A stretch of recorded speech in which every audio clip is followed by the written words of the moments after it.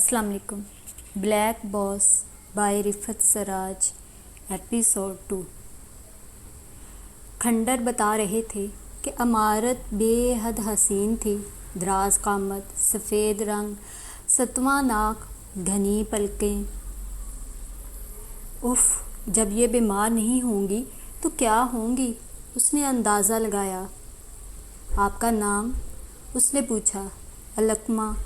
गोया आपकी हम नाम हूँ, वो मुस्कुराईं। अच्छा, दरअसल मेरी उर्दू बस गुजारे लायक है, वो झींप कर बोली। कोई बात नहीं, एक बात पूछूं? आप माइंड तो नहीं करेंगी? अरे नहीं, जो दिल चाहे पूछो। आपकी और सर की लव मैरिज है? उसने झिझकते हुए पूछा। असबात में जवाब मिला।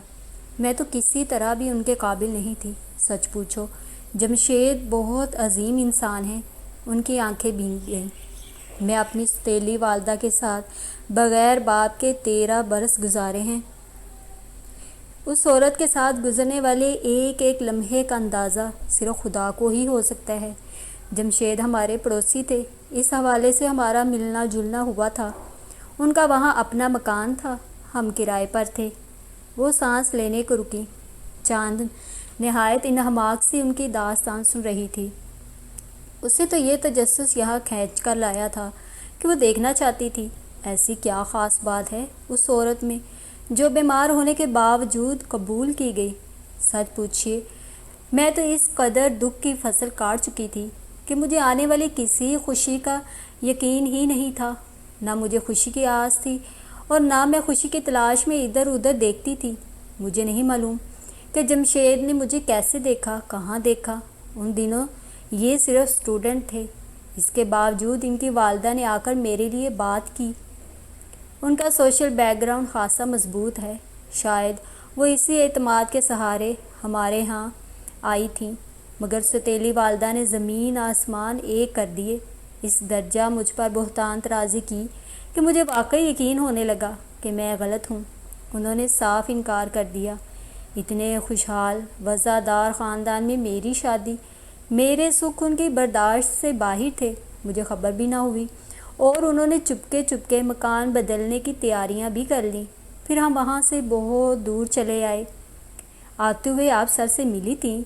चांदनी उनकी बात काट कर गहरे तजस्सुस का मुजाहरा किया। अरे, मैं उनका साया तक नहीं देख सकती थी। वो निडाल से अंदाज में हंसी। जमशेद के प्रपोज़ल ने तो अजियत का एक नया दर खोल दिया था। वो वाक़या तुम्हें सुनाना गोया अपने ही ज़ख्म हरे करना है। बस ये समझ लो कि ज़िंदगी बाकी थी या सख्त जान थी। मैं तो सख्त बुज़दिल और कम हिम्मत रही हूँ। बस हमारे मिलने में सरासर मेहनत और सच्चाई जमशेद की है। फिर आप सर से कैसे मिली? चांद की महवियत टूट कर नहीं दे रही थी। फिर जब हम मिले तो दरमियान में 15 बरस गुजर चुके थे। उन्होंने अजीब से अंदाज से अरसा बताया। 15 साल? चांद ने अपनी पेशानी थाम कर शदीद हैरत का बेसाख्ता इजहार किया। अलकमा जमशेद मुस्कुरा दी। Exact 15 years. आपकी इस वक्त उम्र क्या है? माफ़ कीजिएगा, इसने थोड़ा झिझक कर पूछा, जैसे अपने ही सवाल के काबिल एतराज़ होने का इतराफ़ किया। 34 या 35 साल, जवाब मिला। आपकी शादी को कितने साल हो गए हैं? चांद ने हैरत से पूछा था। 1.25 साल। सिर्फ चांद की हैरत में कमी नहीं हो रही थी। सिर्फ? अलकमा जमशेद मुस्कुराईं। जमशेद मुझसे 7-8 बरस बड़े हैं। उफ़! चांद ने फिर आंखें फाड़ी। अंडरस्टैंडिंग हो तो ये फ़र्क कोई मायने नहीं रखता, इससे ज़्यादा भी हो जाए तो भी। उन्होंने बेहद अपनाइयत से जैसे उसे समझाया। आप ये तो बताइए कि सर ने आपको तलाश कैसे कर लिया, जबकि 15 बरस का अरसा मामूली नहीं। मैं भी उनसे पूछती हूँ, नहीं बताते, मुस्कुरा देते हैं बस। 15 साल उन्होंने सिर्फ मेरे ख्याल के साथ गुजार दिए। इस कदर तसव्वुराती सी बात खुद भी सोचती हूँ तो खुद ही को यकीन नहीं आता। जब ये मिले तो मुझे ये मुज़ी बीमारी लग चुकी थी। सौतेली माँ का अर्ज़ा ख़त्म हुआ तो ये नया अर्ज़ा लग गया। मैंने जमशेद को साफ इनकार कर दिया कि मैं उनके काबिल नहीं हूँ। अब आपके पास किस शय की कमी है? आपको एक शानदार اور صحت مند بیوی مل سکتی ہے، پھر آپ خواہ کیوں ایک عذاب مول لے رہے ہیں؟ پھر اس کے استجاب بدستور تھے۔ پھر کیا؟ ناراض ہو گئے، کہنے لگے میں ان کے جذبے کی توہین کر رہی ہوں۔ میں ہار گئی ہر طرح سے۔ ایک شام بڑی سادگی سے ہمارا نکاح ہو گیا۔ ان کے سب گھر والے شریک ہوئے۔ میری بیماری کا تذکرہ انہوں نے اپنے گھر والوں سے نہیں کیا تھا۔ اب میں ہوں، اسپتال ہے اور ان کی محبت ہے۔ انہوں نے تھک کر جیسے آنکھیں موند لیں۔ آپ کو اس عرصے میں کبھی یہ خیال آیا تھا کہ آپ سر سے ملیں گی؟ علقمہ جمشید کو اس کی بچوں جیسی حیرت امیز سنجیدگی پر پیار آ گیا۔ انہوں نے اس کا ہاتھ تھام لیا۔ زندگی میں کبھی خوشی محسوس ہی نہیں کی تھی۔ اس قسم کی کسی آس کا میری زندگی میں گزر نہیں تھا۔ میں تو آج تک بھی بے یقینی کی کیفیت میں ہوں۔ ان سے پوچھتی ہوں کیا ملا آپ کو مجھ سے؟ بلا وجہ کی محنت اور درد سری۔ تم اتنی حیران کیوں ہو؟ تمہیں تو جو دیکھتا ہوگا پیار کرتا ہوگا، تمہیں تو محبتوں کے خزانے حاصل ہوں گے، پھر اس قدر حیرانی کیوں؟ انہوں نے چاند کو نظر بھر کر دیکھا۔ ہاں، وہ چونک پڑی، پھر جھیم کر مسکرا دی۔ یہ بات نہیں، میں کچھ اور سوچ رہی تھی۔ اچھا، میں چلتی ہوں، پھر آؤں گی۔ ضرور آنا، مجھے انتظار رہے گا۔ اور سنو۔ جی۔ وہ اپنا پرس اٹھاتے رک گئی۔ جمشید کو بالکل احساس نہ ہونے دینا کہ میں تمہیں سب کچھ بتا چکی ہوں۔ ممکن ہے وہ پسند نہ کریں۔ میں تو تمہارے سامنے بے اختیار سی ہو گئی۔ نہ جانے کیوں تم مجھے اپنی سی لگ رہی ہو۔ تم نے میرے بارے میں تو سب کچھ پوچھ لیا، اپنے بارے میں تو کچھ بتاؤ۔ کتنا پڑھا ہے؟ کہاں رہتی ہو؟ کتنے بہن بھائی ہیں؟ اف، ایک دم اتنے سوال! میں نے تو آپ سے ایک ہی کیا تھا۔ وہ ہنس دی۔ گریجویٹ ہوں، گلشن میں رہتی ہوں، 3 بہن بھائی ہیں، ایک میں 2 بھائی۔ اس نے اسی طرح کھڑے کھڑے بتایا۔ انگیج ہو؟ آپ کا کیا اندازہ ہے؟ وہ تھوڑا سا شرما کر مسکرا دی۔ انگیج تو ہوگی، کون چھوڑ سکتا ہے تمہیں زیادہ دن؟ وہ مسکرائیں۔ کیا کرتے ہیں تمہارے منگیتر؟ جی، اپنا بزنس ہے ان کا۔ نام کیا ہے؟ تبریز۔ اسے نام لے کر جیسے خود ہی سرور آ گیا۔ بہت خوب، ٹھیک ہے، پھر آنا، مجھے انتظار رہے گا۔ جی ضرور۔ وہ پلٹ گئی، مگر ایک دم رک گئی۔ سامنے سر جمشید کھڑے تھے۔ السلام علیکم سر۔ وہ گڑبڑا سی گئی۔ وعلیکم السلام، ٹھیک ہیں آپ؟ بے حد رسمی سا انداز تھا۔ ساری توجہ اپنی مسز کی طرف تھی۔ یس سر۔ آپ کی چاند مصطفیٰ ہمیں بہت بھائی ہیں جمشید۔ اسے عقب سے علقمہ جمشید کی آواز سنائی دی۔ وہ مسکرا کر باہر آ گئی۔ گھر آتے آتے اس نے کیا کیا سوچ ڈالا تھا۔ ارے یہ بلیک باس ایک دم اسٹیڈ فاسٹ نکلا۔ How strange! شاید اپنے کمپلیکس میں اپنی ذات کے حصار سے باہر ہی نہ نکل سکا۔ اسے یقین ہی نہیں آنے دے رہا تھا کہ لوگ اس درجہ بے لوث اور بے غرض بھی ہو سکتے ہیں۔ گھر میں قدم رکھتے ہی اس کی طبیعت مقدر ہو گئی۔ سامنے کمال بیٹھا تھا اور اماں جان واری صدقے جا رہی تھیں۔ آپا، مٹھائی کھائیں۔ ذکی نے آگے رکھی پلیٹ کی سمت اشارہ کیا۔ کس خوشی میں؟ وہ چڑھ کر بولی۔ اب ہم بھی سورس والوں میں شامل ہو گئے ہیں۔ پولیس والے ہمارے رشتے دار ہو گئے۔ کمال بھائی SP ہو چکے ہیں اور آپ بے خبر ہیں، تو کیا بنگڑا ڈالوں مارے خوشی کے؟ وہ پرس ایک طرف اچھال کر بے رخی سے بولی۔ ارے یہ نرگسیت کا شکار لوگ، انہیں اپنے آپ سے فرصت نہیں، انہیں کیا پتا کہ ہمارے سر پر سینگ نکل آئے ہیں۔ اس نے جل کر کمال کی بات کا کاٹ کر ٹکڑا جوڑا۔ بات کرنے کی تو ذرا تمیز نہیں۔ اماں جان کو کمال سے زیادہ برا لگا۔ وہ اٹھ کر چلی گئی۔ کب آ رہے ہیں آپ کے ونر؟ وہ بغور اس کا چہرہ دیکھ رہا تھا۔ آ ہی جائیں گے۔ ترک عورتوں کا کمپلیکشن بھی فیئر ہوتا ہے اچھا خاصا۔ مطلب؟ وہ بنائی۔ مطلب یہ کہ سوا سفید رنگت کے آپ میں کوئی اور خوبی تو ہے نہیں۔ یہی خوبی کہیں اور پا کر کہیں آپ کے وہ خوبی دیکھنے کے لیے آنکھیں ہونی چاہیے۔ آپ تو یوں بھی اندھیروں میں رہتے ہیں۔ وہ استہزائیہ انداز میں ہنسی۔ خوش امیدی احمقوں کی جنت ہوتی ہے۔ ٹھیک ہے، آپ وہیں رہیے، ہے ہی آپ کے لیے۔ دیکھ رہی ہیں اماں جان، پھر آپ کہتی ہیں کہ آہستہ محترمہ، اس میں برا ماننے کی کیا بات ہے؟ جنت میں رہنا تو بہت اچھی بات ہے۔ وہ کی رنگ اٹھا کر کھڑا ہو گیا۔ اچھا اماں جان، چلتا ہوں۔ ارے کہاں؟ چلا کھانا کھا کر جانا۔ وہ نہ جانے کس کونے سے نکل آئیں۔ کھانے میں تو ابھی خاصی دیر ہے، پھر صحیح۔ اچھا یار، خدا حافظ۔ اس نے ذکی کی پشت پر ہاتھ مارا اور اس کی سمت دیکھے بغیر باہر نکل گیا۔ وہ تمہارے پھپھا کا دوسری مرتبہ فون آ چکا ہے، ہفتہ باقی رہ گیا ہے شادی میں، نمو بلا رہی ہے، چھٹیاں لے کر چلی جاؤ، اماں جان نے اسے یاد دلایا۔ ہاں میں کل بات کروں گی آفس میں، وہ جیسے بادل نخواستہ اٹھتے ہوئے بولی۔ خواہ ماہ کی مصیبت مول لے لی ہے، اچھی بلی آزادی تو تھی، جب چاہے انسان کہیں چلا جائے، موئی نوکری، شکل دیکھو کیا ذرا سی نکل آئی ہے، کبھی کیا تھا ذمہ داری سے کوئی کام؟ اکتوبر میں آئے گا تبریز، اگست میں استعفیٰ دے دینا، سن لیا؟ سن لیا، وہ جیسے زچ ہو کر بولی تھی۔ اس کی پھوپھی نمبر 2 اندرون سندھ میں رہتی تھی، انہی کی بیٹی کی شادی تھی، وہ 4 دن پہلے پہنچی تھی۔ سارے ملک کے بسنے والے رشتہ دار اکٹھے ہو رہے تھے، خوب گہما گہمی تھی، اسے تو بے حد تفریح میسر آ رہی تھی۔ شاپنگ کے سلسلے میں کئی چکر تو حیدرآباد کے ہی لگ چکے تھے۔ جیپ میں اتنا لمبا سا سفر طے کر کے آنے جانے میں اسے علیحدہ ایڈونچر میسر آیا تھا۔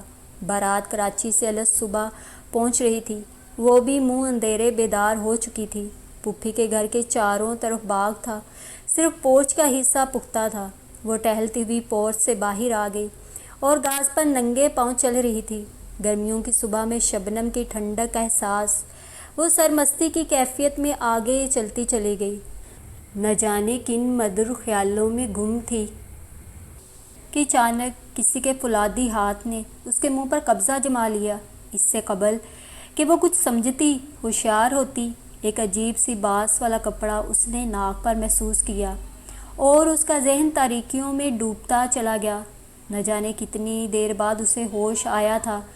چہار سو انتہائی ناگوار سی بو اور ہولناک اندھیرا پھیلا ہوا تھا، اتنا گہرا اندھیرا تھا کہ اس نے وحشت زدہ ہو کر ہولناک سی چیخ ماری تھی اور اپنی ہی چیخ کی باز گشت سے خوف زدہ ہو گئی تھی۔ یہ کون ڈسٹرب کر رہا ہے ہمیں؟ ایک بھاری سی آواز اس نے سنی، ساتھ ہی کوئی تیل کا لیمپ لیے سامنے آ گیا۔ مارے دہشت کے اس سے تو نظریں نہ اٹھائی گئیں۔ بی بی آپ کو کیا تکلیف ہے؟ بتائیے، ہمارے لائق کوئی خدمت؟ اس کے حلق میں کانٹے پڑ رہے تھے، خوف سے گگی بندھی ہوئی تھی، ایک حرف منہ سے نکالنے کی ہمت نہیں تھی۔ ہاں بی بی، تو کیا تکلیف ہے آپ کو؟ وہ آگے بڑھا، وہ ایک دم بدک کر پیچھے ہٹ گئی۔ نہیں نہیں پلیز، ابھی تو ہم نے آپ کو کچھ دیا ہی نہیں، آپ نے انکار بھی کر دیا، تعجب ہے۔ اس نے ڈرتے ڈرتے سامنے نگاہ کی، اونچا پورا مرد بڑی خباثت سے مسکرا رہا تھا، بالوں سے بھرے ہوئے بازو لیمپ تھامنے کی وجہ سے اس کے سامنے تھے، جن کی مضبوطی سے اس کی وحشت اور بڑھ رہی تھی۔ بھائی ہمارے ارادے تو خاصے نیک تھے، مگر لگتا ہے تمہارا حسن ہی تمہاری مصیبت بن رہا ہے۔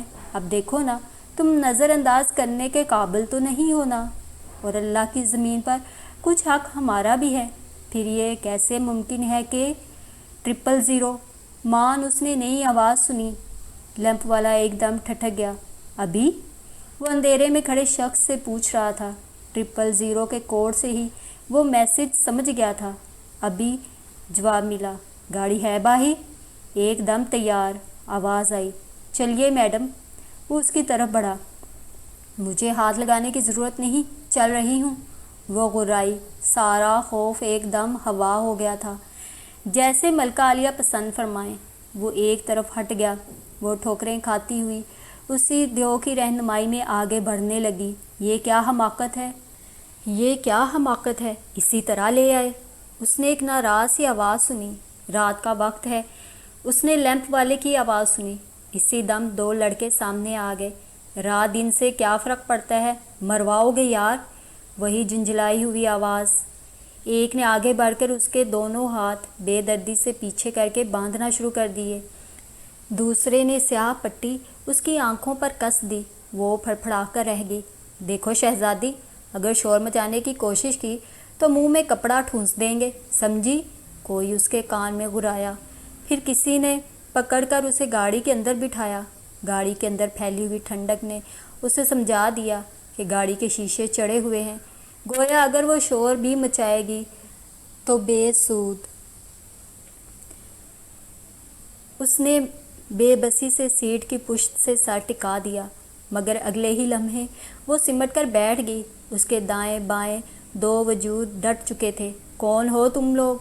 وہ بل بل رو پڑی۔ میں نے کیا بگاڑا ہے تمہارا؟ اس کی ہچکیاں بند گئیں۔ ہم آپ کے چاہنے والے ہیں، آپ کو یاد نہیں؟ 100 سال پہلے مجھے تم سے پیار تھا، آج بھی ہے، کل بھی رہے گا۔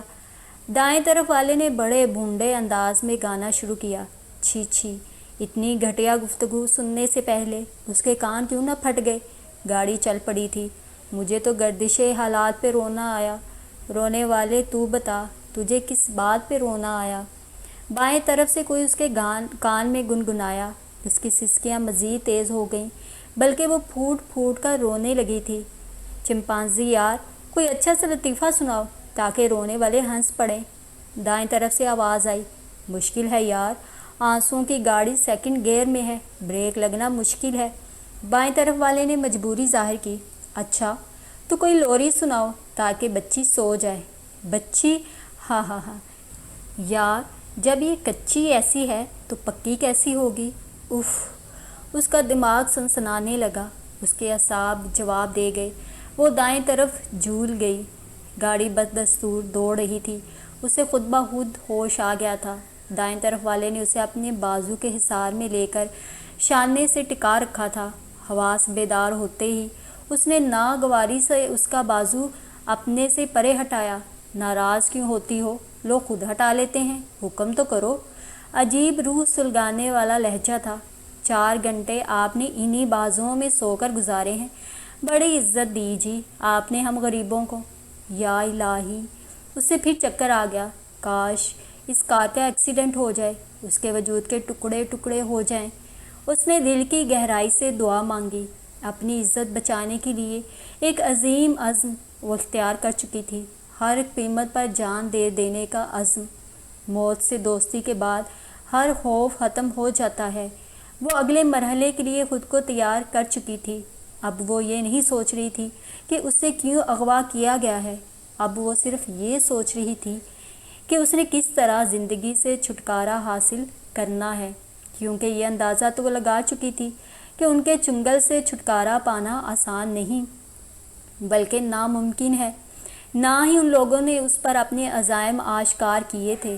اس کے ہر سوال کا جواب عجیب سوکیانہ سا ملا تھا، لہٰذا اب وہ لب نہ کھولنے کا تہیہ کر چکی تھی کہ جو ہوگا دیکھا جائے گا، اور پھر جب مرنا ہی ہے تو۔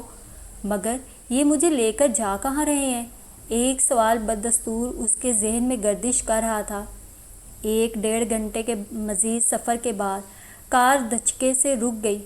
اس کی آنکھوں کے آگے گہرا اندھیرا تھا، مگر تمام حسیات انتہائی شارپ تھیں۔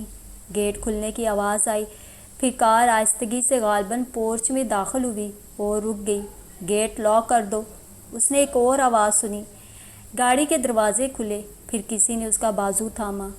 ست بسم اللہ جی آیا نو، چھج پتاشے ونڈا، آج قیدی کر لیا ماہی نو۔ دائیں طرف والے نے لہک کر گانا شروع کر دیا۔ Shut up!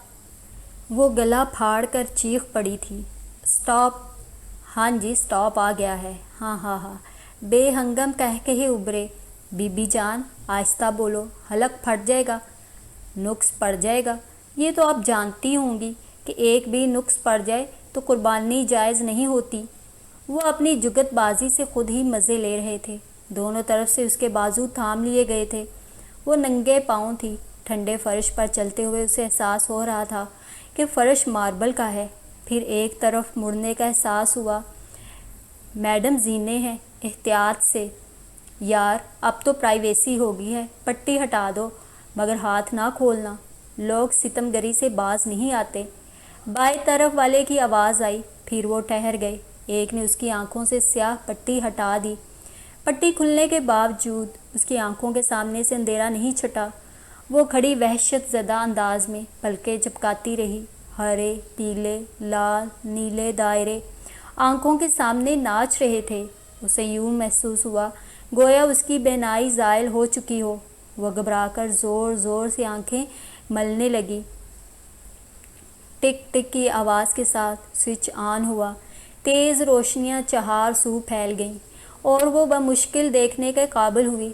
سب سے پہلے اس نے دائیں طرف والے بے ہودہ انسان کو دیکھنا چاہا۔ وہ تقریباً اس سے 3 بلشت اونچا تھا۔ سرخ سفید خوف زدہ کرنے والی گلابی آوارہ آنکھیں۔ اس نے فوراً نظروں کا رخ موڑ لیا اور بائیں طرف دیکھا۔ وہ بھی تقریباً اپنے ساتھی کا ہم قد تھا، سفید رنگت اور سرخ ستواں ناک، بھاری پپوٹوں والی بھوری آنکھیں اور بے ترتیب سے بھورے بال۔ چمپانزی میڈم چوز کر رہی ہیں؟ بائیں والے نے آنکھ ماری اور چاند کا جی چاہا ہاتھوں کی رسی توڑ ڈالے اور پوری قوت سے اس کے منہ پر تمانچہ کھینچ مارے۔ آئیے، اس نے مسکراتے ہوئے زینے کی طرف اشارہ کیا۔ وہ ناچار آگے بڑھی۔ میڈم، یہ آپ کی آرام گاہ ہے۔ اوہ سوری، میرا مطلب ہے خواب گاہ ہے۔ چمپانزی نے خجل ہونے کی ایکٹنگ کی۔ بے انتہا ٹھنڈا کمرہ تھا۔ ایک تو انڈر گراؤنڈ تھا، دوسرے شاید اے سی بھی چل رہا تھا۔ طویل و عریض ہال نما کمرہ تھا۔ دائیں طرف پوری دیوار لکڑی کی الماریوں سے پر تھی۔ درمیان میں جہازی سائز اونچے کٹہرے والا بیڈ تھا۔ بائیں جانب پر مخملی صوفہ سیٹ تھا اور فرش پر ایک چھوٹا ایرانی قالین تھا، سجاوٹ کا حصہ تھا۔ تشریف رکھیے۔ بھورے بالوں والے نے بیڈ کی سمت اشارہ کیا۔ اندر اس طرح دل پھڑکا جیسے پنجرے میں پرندہ۔ وہ اس سے ذرا فاصلے پر کھڑے تھے۔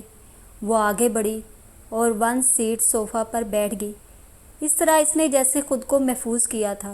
اس کے بازوؤں میں شدید درد ہو رہا تھا۔ اس کی آنکھوں سے ٹپ ٹپ آنسو گرنے لگے۔ میرے ہاتھ کھول دو فار گاڈ سیک، یا پھر کاٹ ڈالو، مجھ سے یہ تکلیف برداشت نہیں ہو رہی۔ حسین چہرے پر بے بسی اور تکلیف کے تاثر نے نئے رنگ بکھیر دیے تھے۔ بھورے بالوں والے نے چمپانزی کی سمت دیکھا، پھر سگنل کلیئر پا کر آگے بڑھا اور اس کے ہاتھ آزاد کر دیے۔ کئی گھنٹے بندھے رہنے کی وجہ سے کلائیوں پر سرخ گہرے نشان پڑ گئے تھے، جن میں شدید جلن ہو رہی تھی۔ اگرچہ وہ اب تک خود کو بے خوف ظاہر کرنے کی کوشش میں خاصی کامیاب رہی تھی، مگر اب ایک ٹھکانے پر آ کر اس پر نئے سرے سے خوف کی چادر تن چکی تھی۔ وہ ہر آن خود پر موت کو مسلط دیکھ رہی تھی۔ جب تک وہ دونوں تھے وہ پھر بھی خود کو مضبوط محسوس کر رہی تھی، لیکن جیسے ہی بھورے بالوں والا باہر گیا، اس کے حلق میں کانٹے پڑنے لگے۔ مارے دہشت کے اس سے نظریں نہ اٹھائی گئیں۔ مجھے پیاس لگی ہے۔ اس کی آواز کی لرزش صاف محسوس ہو رہی تھی۔ چمپانزی اٹھا اور کونے میں رکھے ونڈو فریج سے بوتل نکال لایا اور ایک گلاس میں پانی انڈیل کر اس کے قریب چلایا۔ نوش فرمائیے۔ اس کے لہجے کی آوارگی پر اس کا دل سوکھے پتے کی طرح کانپنے لگا۔ تم لوگ مجھے یہاں کیوں لائے ہو یہ تو بتا دو۔ اس نے فوری طور پر آنسوؤں کو ڈھال بنایا۔ ڈرو نہیں شہزادی، ہم تمہیں بڑے نازوں سے رکھیں گے۔ کتنے دن؟ یہ تمہارے باپ کی عقل پر ڈیپینڈ کرتا ہے۔ میرے باپ کی؟ اس نے حیرت سے اس کی سمت دیکھا۔ جی، آپ کے والد محترم جناب قبلہ خان علی شیر خان صاحب۔ اسے حیرت کا ایک اور جھٹکا لگا۔ علی شیر خان میرے والد نہیں ہیں، پھپھا جان ہیں میرے۔ اس نے پہلی فرصت میں تصحیح کی، شاید وہ اپنی غلطی کو فوراً محسوس کر کے اس کی جان چھوڑ دے۔ اتنی بزدلی بھی اچھی نہیں، باپ نہیں بدلتے۔ وہ مسکرایا۔ یو بلڈی مین۔ وہ مارے تیش کے بے قابو ہو گئی۔ میرے باپ کا نام سردار مصطفیٰ ہے، علی شیر نہیں، وہ چیخ کر بولی۔ ہم آپ کو کچھ نہیں کہہ رہے میڈم، آپ کو ایسا کا ایسا واپس کر دیں گے۔ حالانکہ خیر، اس کے چیخنے کی آواز غالباً بھورے بالوں والے نے سن لی تھی۔ وہ تیزی سے اندر آیا تھا۔ کیا نام ہے تمہارا؟ چمپانزی گہری نظروں سے گھورتا ہوا بولا۔ چاند مصطفیٰ۔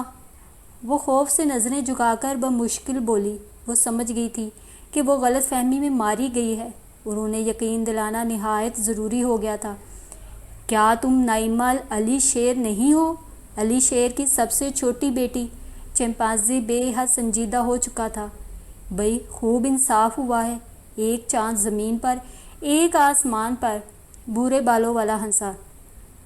چیمپئن مذاق چھوڑو، ادھر دیکھو کیا ہو گیا ہے۔ یہ کہتی ہے اس کے باپ کا نام سردار مصطفیٰ ہے، علی شیر نہیں۔ بھورے بالوں والا چونکا، علی شیر سے اس کا کیا رشتہ ہے؟ اس کی بھی ساری شوخی ہوا ہو گئی۔ کہتی ہے اس کا پھپھا ہے، پھر تو ڈبل ملیں گے یار، کوئن ہمارے نیٹ میں خود آ گری ہے، فکر کی کیا بات۔ وہ گرم ہوگا، چیمپئن نے اسے ہوشیار کیا۔ نہیں، مال ادھر ہی کا ہے، ہم نے تو علی شیر کے گھر سے اٹھایا۔ یار حلیہ تو یہی بتایا تھا۔ پھر تم فوراً باس کو خبر دو اور بتا دو 10 لاکھ کی ڈیمانڈ دی ہے۔ ادھر خاموشی ہے، کوئی جواب نہیں ہے ابھی تک۔ علی شیر کی مہمان ہے یہ، 20 لاکھ بھی دے گا۔ چمپانزی گہری سوچ سے باہر آ کر لاپرواہی سے گویا ہوا۔ وہ درد کرتے بازو دبانے لگی، دل بری طرح گھبرا رہا تھا، مگر وہ خود کو نڈر ثابت کرنے کی کوشش میں لگی ہوئی تھی۔ یار چیمپئن، علی شیر نے جس زمین کا مقدمہ جیتا ہے اس کی قیمت اندازاً کتنی ہوگی؟ 25-30 لاکھ تو ہوگی، باس کہہ رہا تھا۔ تو یار ڈیمانڈ 25 لاکھ ہونی چاہیے تھی، کیا ہو گیا ہے باس کو؟ اوہ، وہ اب کچھ سمجھ رہی تھی۔ اف، کس ناگہانی میں پھنسی تھی اس میں، اور نعیمہ عرف نمو میں بے حد مشابہت تھی۔ تھوڑا سا فرق تھا تو قد میں تھا، نعیمہ اس سے تھوڑی سی لمبی تھی۔ اس کا خوف قدرے کم ہونے کی وجہ یہ تھی کہ ان دونوں نے سوائے جگت بازی کے کوئی اس قسم کی حرکت نہیں کی تھی جو اس کو دہشت سے مر جانے پر آمادہ کرتی۔ چمپانزی باہر چلا گیا تھا۔ اے زمین کے بد نصیب چاند، تمہارے پھپھا کو تم سے ذرا محبت نہیں، وہ تو پوری بات سننے پر تیار ہی نہیں۔ باس کیا بولتا ہے؟ چپ بیٹھو، یہ بولتا ہے۔ چمپانزی مسکرایا، خوبصورت چہرے کی انتہائی مکروہ مسکراہٹ۔ یار مہمان کو کھانا تو کھلاؤ۔ چیمپئن نے اس کی جانب اشارہ کیا۔ لے آؤ۔ میں نہیں کھاؤں گی کھانا وانا، اس کی آواز بھرا گئی۔ ڈرو نہیں، آرام سے رہو، اپنا تو یہ دھندا ہے یار، تم سے بھی زیادہ حسین چاند یہاں اترتے رہتے ہیں۔ کوئی 10 لاکھ کا چاند، کوئی 20 لاکھ کا، کوئی 25 لاکھ کا، تو کوئی 30 لاکھ کا۔ بعض دفعہ ننھے منھے تارے بھی اترتے ہیں یہاں، وہ تو چاند سے زیادہ قیمتی ثابت ہوتے ہیں، 50 لاکھ کے۔ اس نے آنکھیں پھیلا کر گویا چاند کو حیران کرنے کی کوشش کی۔ آپ جیسے مہربان ہمیں لاکھوں سے نوازتے ہیں، چاندوں کی کوئی کمی نہیں، آپ تو ہماری مہمان ہیں جی۔ کتنی دیر کی یہ آپ کے پھپھا پر ڈپینڈ کرتا ہے، ویسے آج تک اتنا فیاض پھپھا دیکھا تو نہیں ہے، مگر بات تو اب پھپھا ہی کی عزت کی ہے۔ اگر انہوں نے نہیں دیے تو پھر؟ اس میں ایک دم تیزی پیدا ہوئی۔ پھر؟ اس کی آنکھوں کے تاثرات عجیب سے ہو گئے۔ 10 لاکھ نہیں تو آپ ہی صحیح، وہ ہمیں کچھ نہیں دیں گے تو کیا ہوا، ہم انہیں نہیں دیں گے، پچھتاوا عمر بھر کا۔ بڑے عزت دار لوگ ہیں جی آپ، کیوں چیمپئن؟ اس کا دل کانپ کر رہ گیا۔ چمپانزی باہر چلا گیا۔ چیمپئن سامنے بیٹھ کر گھورنے لگا۔ اس کی بھوری آنکھیں تیر بن کر اس کے وجود میں اتر رہی تھیں۔ اس نے اب تک بے حد ٹھنڈے ذہن سے کام لیا تھا۔ وہ ان کا منہ بھی نوچ سکتی تھی، تمانچہ بھی مار سکتی تھی۔ انہوں نے اب تک واقعتاً اس کے ساتھ وہ سلوک نہیں کیا تھا جو وہ کرنے کا موقع حاصل کر چکے تھے، اور اختیار کنٹرول ان کے ہاتھ میں تھا۔ وہ کوئی حماقت کر کے انہیں مشتعل ہونے کا موقع نہیں دینا چاہتی تھی۔ وہ اس بورے بلے کی بے باک نگاہوں کے جواب میں انجان بیٹھی رہی، گو کہ اندر کی حالت بے حد نازک تھی۔ تھوڑی دیر اسی سہمی ہوئی کیفیت میں بیٹھنا پڑا، پھر چمپینزی واپس آ گیا تھا۔ کیا ہوا باس؟ کیا کہہ رہا ہے سپر باس؟ چیمپئن کے لہجے میں بچکانہ سی لاپرواہی تھی۔ کہہ رہا ہے ڈزنٹ میٹر، مال تو بہرحال ملے گا، کیس تو اسی گھر کا ہے نا۔ آئیے میڈم، آپ کے پھپھا جان سے آپ کی بات کرائیں، انہیں یقین نہیں آ رہا ہے کہ آپ ہماری معزز مہمان بن چکی ہیں۔ وہ بے قرار انداز میں اٹھ کھڑی ہوئی۔ چیمپئن آگے بڑھا۔ مت چھوؤ مجھے، چل سکتی ہوں میں، وہ پھنکاری تھی۔ چمپانزی آگے بڑھ چکا تھا، ایک دم پلٹا۔ کیا ہوا؟ کہہ رہی ہے ٹچ می ناٹ۔ چیمپئن اس کی طرف دیکھ کر مسکرایا۔ اوہ، اچھا پودا ہوتا ہے یہ، گڈ لکنگ۔ ہاں ہاں ہاں، دونوں کا مشترکہ قہقہہ اس کے اعصاب پر پتھر بن کر لگا تھا۔ وہ اسے تنگ سے پیسیج میں لے آئے۔ چمپینزی نے ریسیور کی طرف اشارہ کیا۔ اس نے اس طرح ریسیور جھپٹا جیسے بھوکا روٹی کی طرف بھاگتا ہے۔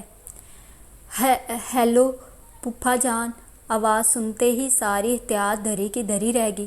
وہ بلک بلک کر رو رہی تھی۔ دوسری طرف سے اسے دلاسا دیا جا رہا تھا، مگر اس کو آنسوؤں پر قابو پانا مشکل ہو رہا تھا۔